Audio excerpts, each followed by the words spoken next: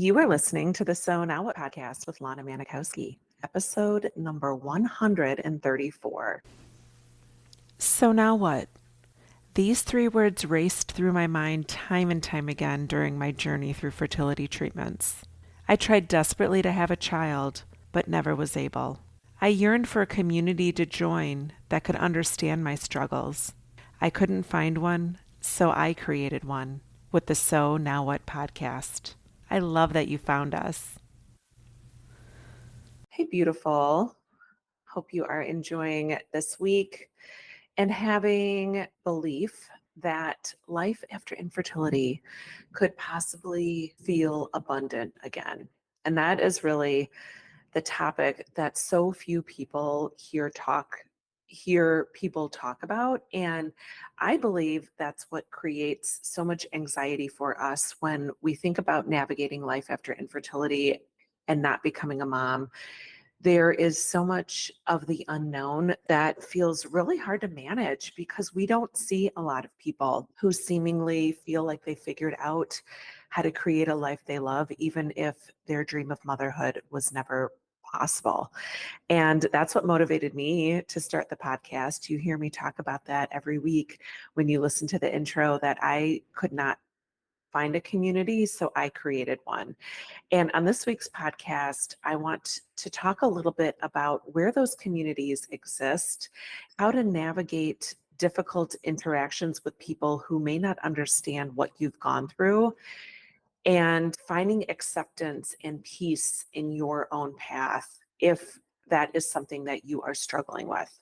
One of the things that I feel really proud of is the decision that I made to believe that my life did not have to feel mediocre forever.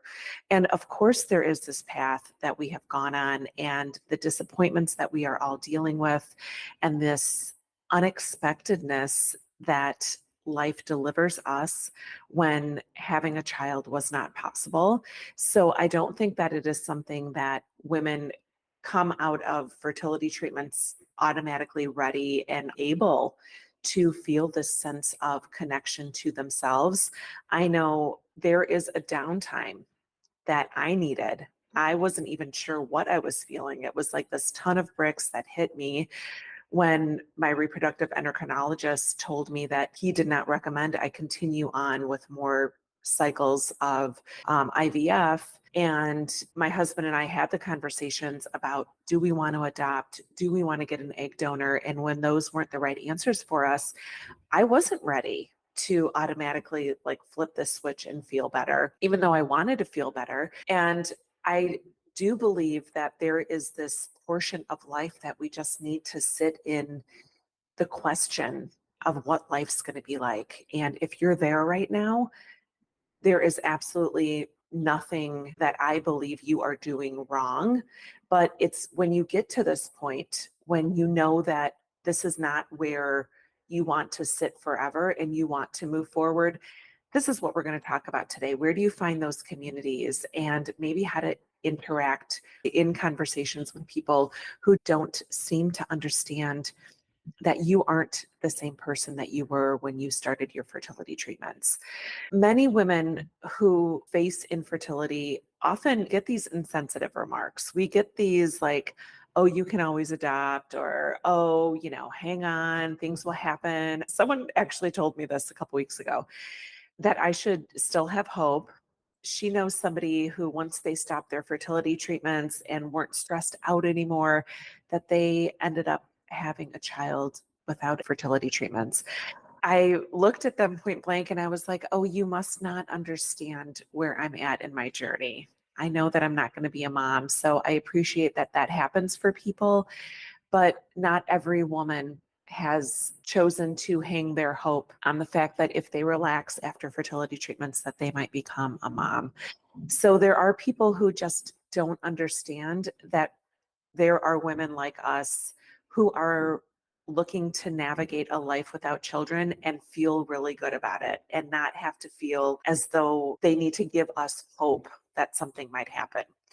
I think it's really important to have those conversations and be forthright with what it is that you're really trying to let people know about your story. Do you feel as though you want to hear those things? And if you do, great. But if you don't, being open and honest with people about your intentions for yourself and that their comments really aren't helpful might raise awareness for them, but it's more so to give yourself voice in your story, because I understand that for a long time we've been living in limbo and maybe not sure where we're going to end up on this path. And so we want to grasp those stories of hope, and we just don't have the words of clarification that we want to give people. But if you are somebody who knows that you are ready to take control back in your life and create this journey that does feel like you have ownership in it, this episode is for you. When you are ready to create this path for yourself, even though it's not where you want to be, I'm not saying right now, in order to create this path, you have to be at a point where you're like, oh my God, like I am so excited that I'm not going to be a mom. No, that is not reality. But if you know that you don't want to sit in this limbo and feel questioning of yourself in your future, then decide what is your next best step. And it doesn't mean that you have to have a path that's 10 years out in front of you. Sometimes it's just deciding what is your next best step and understanding where are you going for acceptance? Where are you going for connection? And in today's day and age, for many of us, that's social media. Maybe the only place that you have found somewhere that you read online somebody's story or you hear someone coming online talking about things that you can resonate is social media. And that is great. But I want to warn you that social media sometimes is not helpful. I have found that on my path, even this far along. And as somebody who considers themselves an influencer in this community, because of the story that I tell and the way that it resonates with some people, that this isn't the end all be all. Watching Instagram stories or listening to this podcast, yes, is such a great thing for you to do. But what is your next best step after that? You're consuming a ton of this information. You're maybe hearing things or considering things that you've never heard someone talk about. And yes, it's great to get that information, but what do you want to do with this information? There's communities out there that are very helpful depending on where you are in your path. There are support groups, and I think support groups are super important. But support groups sometimes don't give you a path or don't give you this framework for what to do with this information that you're trying to deal with. You feel accepted, you feel recognized, you meet other people who have been on this journey, but they might not be at the same place as you with wanting to move past these things in your life that cause you disruption, these things in your life that cause you to question if you made the right decision or if you did something wrong, or to always be angry at people for what they say and the things that they do and the suggestions that they make. So notice, where are you finding yourself? And when you're in those communities, are you seeing someone who is growing because of the people in those communities? Or is it have you feeling like you're just nodding your head and being like, yeah, me too. I'm not the only one. And again, clarifying that it's great to be in those communities. I am not dogging those communities at all. They are so important on your path, but are you ready to move to that next step, to actually figure out what's next for you and appreciate that you have felt stuck for a long time, but you're ready to move forward? So maybe that's getting more involved in a coaching program. I started Thrive After Infertility. My next class starts in October. I already have women who months ahead have signed up for Thrive because they know that that's what they're wanting to achieve with their life, a plan, an actionable item that they can put into place each day to create this life that they love, even though it turned out so differently than they thought it would. They're also looking for community in Thrive. So there are multiple women that are in the Thrive Mastermind together. So you are getting that connection with other women, but you're also having actionable items. I just want to make sure that people are gaining for themselves the things that they're desiring with their life. So maybe it's getting involved in groups with other women that are childless and child free. I started a meetup group back in 2022 when I had my first Other's Day brunch to find other women who might want to be part of the mission and celebrate themselves around Mother's Day. When I started that group, I didn't really know who would join it. Well, now it's over 500 people strong, actually closer to 600 people. And we had our summer barbecue this past Saturday.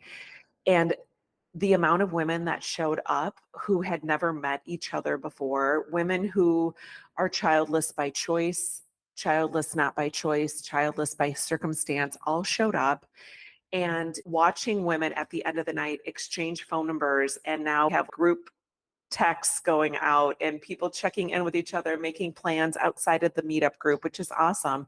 So finding places that you can surround yourself with women who want to be social, women who want to go out and meet new people, but not necessarily have to have that annoying icebreaker question of how many kids do you have? Or, do you have kids? So finding places for yourself to be part of a community that is social and getting yourself out there. Because I know that you probably were a really social person before your infertility treatments, and maybe during infertility and through IVF, you found yourself kind of pulling back because you didn't feel connected to the people that were in your life before you went on this journey. So being able to put yourself out there again and meet new people is one of the most amazing ways that you can start to create this pathway for yourself, that you feel alive again, social again, excited about meeting new people again, not feeling anxious about not relating to people, because you know that people in this group are also childless or child free, depending on how you want to classify yourself. So if you don't have a group like that in your community, I challenge you to start one. Be the one who says, I'm ready to do this. Create a forum for other women who are ready to find you. That's really what I have been so motivated by. Like, there are so many women who tell me, oh my gosh, I'm so glad you started this group. I am so glad there's a place where I can come and meet other women and feel connected to other women, because for so long I felt like I was the only one who didn't have kids when I'd meet new people. Whatever it is that you choose to do, I just want you to think about it from who you want to be 6 months from now. It's hard to know who you're going to be 10 years from now because there's a lot coming at you and a lot that is unexpected. But 6 months from now, think about the person that you want to be. What do you want to be doing? What do you want to be thinking about yourself? How do you want to be interacting with others, whether it's the people that constantly feel the need to give you comments or bring you hope about not becoming a mom, or maybe it's surrounding yourself with women who know that they're on that same path with you. Where are you going to go to find that and create that for yourself? And be aware that those are the places that you are putting yourself into. On social media, I go through and I clear out who I follow on social media. I don't always want to be following people who were once relatable to me and then became moms. Not because I hate them, not because I'm jealous of them. It's just because those aren't the people that I want to surround myself with.